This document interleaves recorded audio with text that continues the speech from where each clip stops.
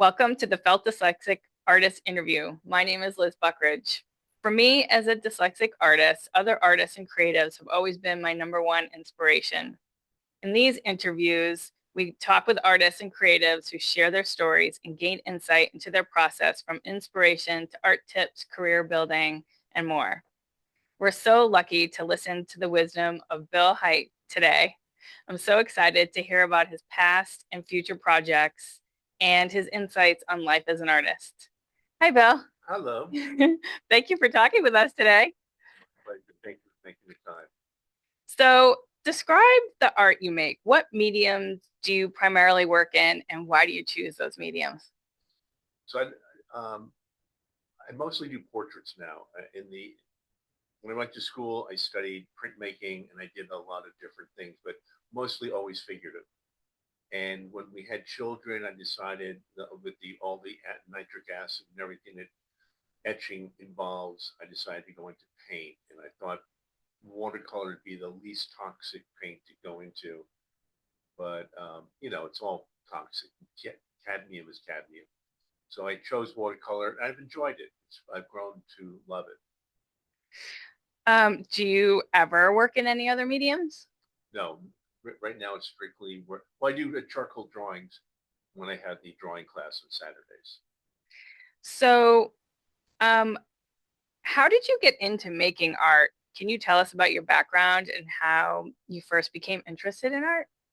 The simplest explanation is I was extremely introverted as a child and spent a lot of time alone and just set up a little studio in the basement of my home.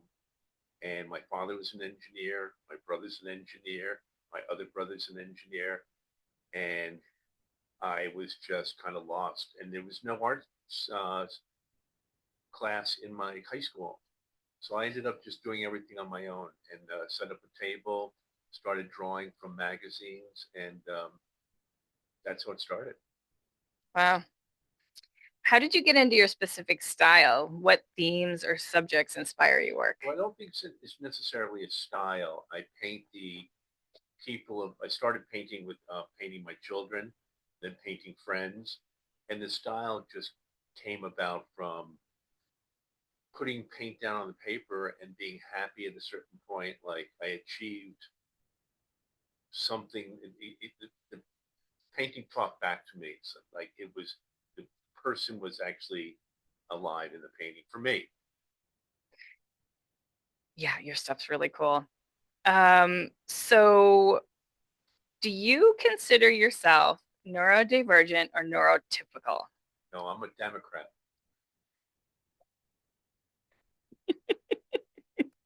Okay. Have you faced any challenges or setbacks in your art career, and how did you overcome them? In order to have a setback, you have to have success. So I'm still working on the former before I can realize what a setback is. Okay. Where did you grow up? New York. Okay. Did you do art when you were a kid? Yeah, no, I just played by myself, and that was the one thing that amused me. And I used to really just copy paintings, copy photographs, and push paint around, and then we show it to my parents. And since there wasn't really art in the family, they went nuts for it. So I got a lot of support. Do you have a favorite colorway for your art, like a color palette? And is the colorway for your art different or the same as the colors in your house? Well, it's kind of a potpourri. So the house is full of color. My paintings are full of color. So it's just normally when I'm doing a portrait, I find that if I can put the person in there where they work or where they live, the colors in their life are the ones that end up in the painting. And a lot of times their lives are very colorful. I love that answer. Um, do you have a favorite colorway? No, no, every painting dictates its own life. I don't try to force anything. And, sometimes it goes down and it doesn't work out, but I try to be faithful to what I see. So describe the space where you make your art. Where are we? Well, it's my tool room, plant fertilizer, my drawing boards over there, my plants, my friend's sculpture, just everything we pick up. My little friend from Paris that I just got the last time we were over there. Yeah, this is a cool space. How did your school system support your interests in art growing up? It did. There was no art department. So they had interior design, which I thought would be close, and I just felt like I was just sitting, taking up space, you know, matching curtains and wallpaper was the idea of their art department. But it didn't stop me. I had my own little studio at home. So, I love that.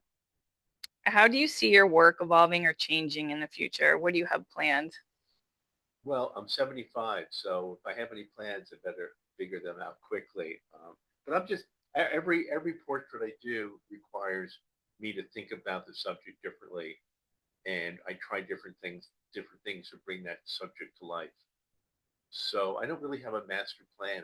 Every subject tells me what it wants. I don't tell it.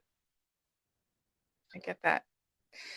Is making art an emotional process for you or strategic? No, I think it's emotional. But when I see the portrait talk back to me, it's an emotional feeling like I succeeded. And sometimes I don't succeed, and I have to start over. And Sam knows very well. 3 or 4 times I'll put it, weeks of work into something and then start all over again. It doesn't work out. Yeah. Can you walk us through your creative process from idea to finished piece?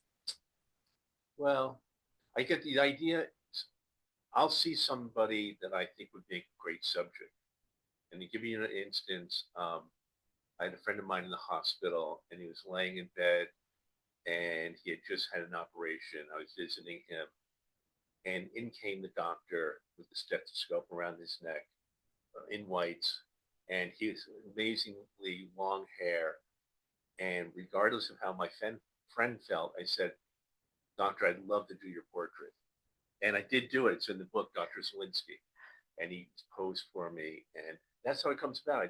I see people, I meet people, and I get fascinated with what it would be like to paint them. I love that. Can you walk us through your creative? Oh, did I just ask you that?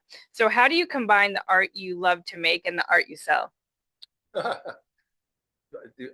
make the art because I fall in love with the subjects. I display these paintings, and a few times people say, "Oh, I love that," but most people don't hang other people's portraits in their house. So as far as selling goes, normally the people I paint will buy it, or somebody who really really likes that person will buy it. But it's few and far between. Hmm. Is it so that's a little tricky? That can be a little tricky, but I think that probably a lot of people want your art. I think they like looking at it, but in terms of plus it's also I feel a connection to the paintings. So when I have to put something up for sale when I'm in an exhibition, I have the price really ridiculously high. So because I don't want to sell it. Um, how do people find your art to purchase? They go to my daughter Sam and ask where they. It's on the website. So Samantha has put together a website for me in a Squarespace, and people go there. They can see it. They have purchased copies of the paintings frequently. That's cool. We'll put Yeah. that information in the show notes. Can you share a recent project or piece of work that you're particularly happy about? Well, the ones that I finished, I'm happy about all of them. But this was the dancers for the Island Movie Company, and these are the guys that just laid brick in my backyard. These are the guys in One Stop that just closed up. This is a woman that cuts hair up on Bellevue, and this is my grandson. And Johnny's service station. This is the guy. I don't remember this guy. He was had signs up all over his house. complaining about the city of Newport and what it did to them. So just all types of characters. How do you stay motivated as an artist? I love doing it. Yep.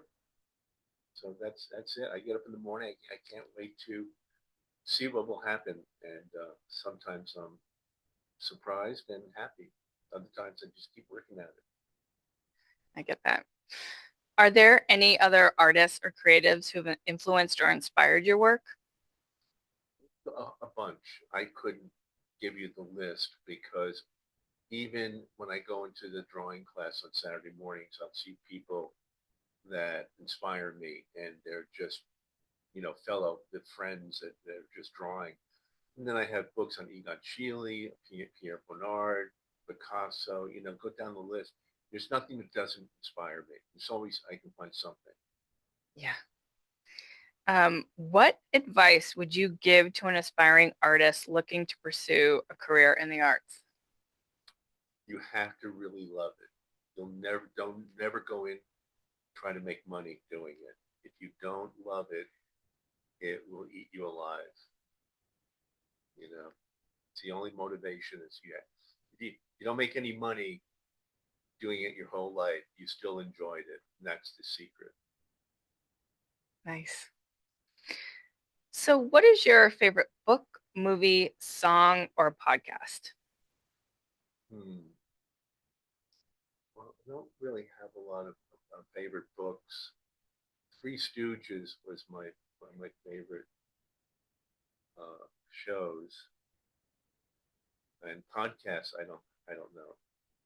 Music? Music, I like classicals. I listen to Vivaldi a lot, but I'm not a big music person What would you like to talk about that I didn't ask? either. You're good. I'm good. Thank you so much, Yeah, Bill. Thank you for that was not as bad as I thought it was. Okay. thank you for letting us into your studio today. I felt inspired for sure. No, but she, we both of us. Are you? Yeah. Oh, is this still being recorded? Thank you for listening.